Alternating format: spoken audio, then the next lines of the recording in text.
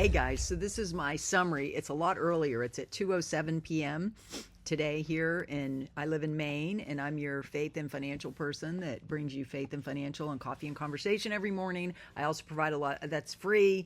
I also we do that every morning 24/7. We're fasting and praying in the Iraqi dinar, so if you're part of that, please join us. If you're invested in the crypto space, you're going to want to join us too, because God gives me the wisdom, knowledge, and understanding about the blockchain system.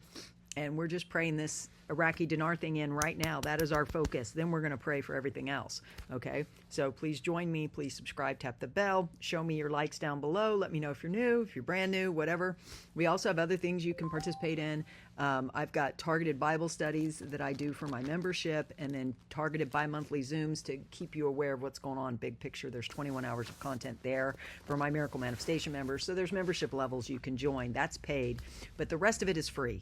Right? These summaries are always free. My shorts are always free. I've got 2,300 videos and counting that are free. So God bless everybody. I hope you will join us. So this is a summary of, we all know Al-Sudani is returning, but this is a good summary out of Iraq that I just found, that PM Al-Sudani returns to Baghdad after concluding his official visit to what, this is a summary that I think is worthy of sharing their perspective. This is their article from the links that Mr. Sandman gave us. And I still haven't heard from him, but I'm still praying for him. And whether I hear from him or not, it doesn't matter to us. We move on, right? So check out my coffee and conversation this morning. It was biblical, literally. It says, Prime Minister Mohammed Shia Al-Sudani returned to the capital Baghdad after concluding his official visit to the United States. According to the PM's media office, Al-Sudani held a series of meetings, discussions, seminars, dialogues, and other events as follows. He met with, obviously, Mr. Biden. He met with he received the Secretary of State, Mr. Anthony Blinken. He visited the Pentagon and met with Secretary of Defense, Mr. Lloyd Austin. He received the Prime Minister of the Czech Republic, Mr. Petr Fiala. He received the U.S. Secretary of Homeland Security, Mr. Alejandro Mayorkas. He received the United States Deputy Secretary of the Treasury, Mr. Wally Adeyemo. He attended the signing ceremony of 18 memorandums of understanding in energy, economy, oil sector, development, and the pharmaceutical industry. All memorandums of understanding. Those are like contracts. They understand who's got what in which party, right? So they're combining with the U.S. in terms of energy, economy, oil sectors, and the pharmaceutical industry.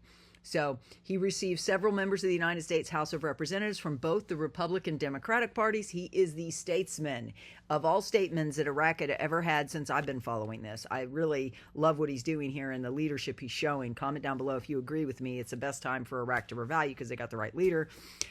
He received the United States Congressman Mr. Seth Moulton.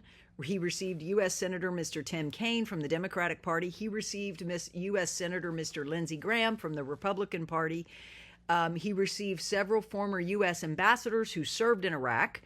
He received the president of the U.S. Wheat Association, Mr. Vince Peterson. He received a delegation from J.P. Morgan Chase, who's opening a bunch of branches in Iraq.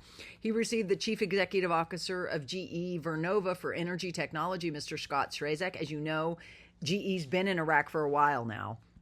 He received a delegation from Stellar Energy, an American company that also is investing in Iraq.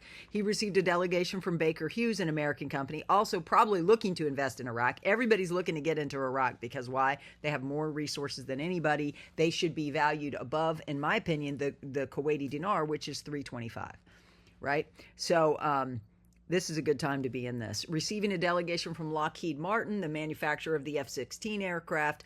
Receiving the president and CEO of Honeywell Energy and Sustainability Solutions, Mr. Ken West. Receiving Mr. J. Ibrahim, president of KBR Sustainable Technology Solutions in Houston, meeting with major American oil and gas companies in a workshop in Houston, meeting with a group of Iraqi businessmen in the state of Michigan, USA, receiving a delegation from Rice University's Baker Institute for Public Policy in Houston, meeting with representatives of research centers specialized in Iraq and Middle Eastern affairs in Washington, D.C., dialogued at the Atlantic Council in the U.S. Capitol, Washington, D.C., seminar at Johns Hopkins University Center in Washington, D.C., meeting with a group of Iraqi community in the U.S. Capitol, Washington, D.C., meeting with a group of the Iraqi community in Houston, Texas, meeting with a large crowd from the Iraqi community at the Islamic Center in Michigan, USA, meeting with a group from the Iraqi Chaldean Center in Michigan, USA, attending a ceremony of receiving an ancient artifact dating back to the Sumerian civilization, 2900 to 3000 BC, from the Metropolitan Museum of Art in New York,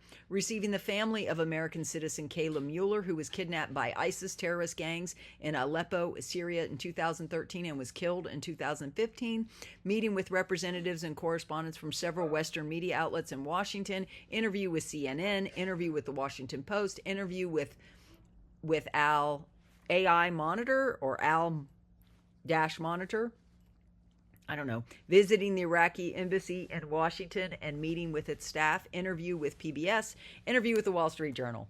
Man, did he have a trip. So now he's on his way home. We wait and see what happens. Guys, I'm really excited about this. I wanted to give you a summary of his visit because I don't think anybody else has done it, but if they have, good for them. This is my deal. I don't compare myself to anybody else, and I hope you won't compare me to anybody else because I'm the faith and financial person that brings you a take on it that I don't think anybody else does. Now I'm going to go to the summary of everybody else, which I did. I had a longer live stream this morning because it is the Sabbath. It is God's day. It's God's day of rest, the seventh day. So this was Mark Z via PDK. Sudani just landed a few hours ago back in Iraq after a very interesting tour in the U.S. He took questions during a Q&A and was asked about the revaluation of the dinar. He said specifically that, yes, that was under the auspices of the Central Bank of Iraq, but we are very much working in that direction. That is paraphrasing and not exact because of the translation, but that is phenomenal news in Mark's opinion. I agree, Mark. Militiaman, deletion of the zeros project is that what they're talking about with a question mark? That was a question posed to Militiaman. He said, if you're going to raise the value of the currency, you're going to have to do something to it, and that's the exchange rate. You don't just lop 3 zeros off a currency. Thank you, Militiaman, for agreeing with me and lots of other people who know it's going to be off the exchange rate. He goes, you don't just lop 3 zeros off a currency and say, snip, go use this. It doesn't work that way. They have to raise the value. We know their reserves are 110 to 112 billion. They have gold. They have all the new electronic system, taxes, tariffs, tourism, agriculture, liquid gas, and all that stuff added that is going into this is going to benefit them. Basically, what he is saying, they're going to raise the level of the value of the Iraqi dinar. That's really powerful. That is the part two. I read you part one this morning, which was this policy is, he gave you like exactly what he said during his interview, Al-Sudani's answer, because the question was posed, is the government thinking of revaluing the dinar and readjusting the value of the dinar due to the currency, due in the current circumstances in the market, or do you see it to stay the same? His answer, this is Al-Sudani's answer in quotes, the policy is dictated by the central bank and the government abide by what the bank decides. I believe we are in the best status we could be in, and we have actually had an assessment which has given much trust, higher trust at a higher level from a different global parties, meaning World Economic Forum, Davos, Central Bank of Iraq. They all go up high to the Bank of International Settlements. Higher trust at a higher level from different global parties. This is going to raise the level of or value of the Iraqi dinar. There is policy that is consistent policy that the central bank is using ... So part two was if deletion of the zeros, and then Militiaman answered that question, I think brilliantly. If you're going to raise the value of the currency, you're going to have to do something to it, and that's the exchange rate. You don't just lop 3 zeros off a currency and say, snip, go use this. It doesn't work that way. They have to raise the value. So guys, that's what's going to happen. They're going to raise the value, and it's really powerful time. It's really powerful what Al-Sudani said. If you're excited, comment down below, right? Because in my community, we're manifesting our prayers, right? You can manifest your prayers. You can manifest miracles. Jesus did it. He was our example of how to be in this earth, in this time, in this grace administration. Frank 26, Al-Sudani Q&A in Washington, D.C. He's saying the same thing. And he's saying that Al-Sudani says the policy is dedicated by the central bank and the governments abide by what the Central Bank of Iraq decides. Right now, He believes, Al-Sudani said this, right now, I believe we are in the best status that we could be in. We started the reforms. This is going to raise the level of the value of the Iraqi dinar. He told the whole world, right? So this is all good. Bruce, we know Bruce does his calls on Tuesdays and Thursday nights. We love Bruce's intel sources. He's got intels at the U.S. Treasury. He's told us that. So he's got some good intel. He said rates are doing very well, trending upward. The new rate on the dinar is going up in value and should be out as an international rate. They already have an idea where they're going to land as far as the rates on the front screens, meaning where it's going to come out at. They also know where it's probably going to rise to and then where it's going to settle at. That's already been discussed. We just don't know it because we're on the ground, right? We are the little people, right? He said, I would say we should have a final internationally exposed dinar Sunday evening. It will probably show up in our banks on Monday. So guys, I'm excited for you. What do you think? Are you excited? Comment down below. We talked about the executive order. Militiaman addressed this. Executive Order 13303. According to the U.S. National Emergency Law, failure to renew the executive order within a period of 90 days from the date of the previous renewal means it will become invalid. We're not even into May yet, he said, and that's when it is signed. There's still an additional 90 days tacked onto that date.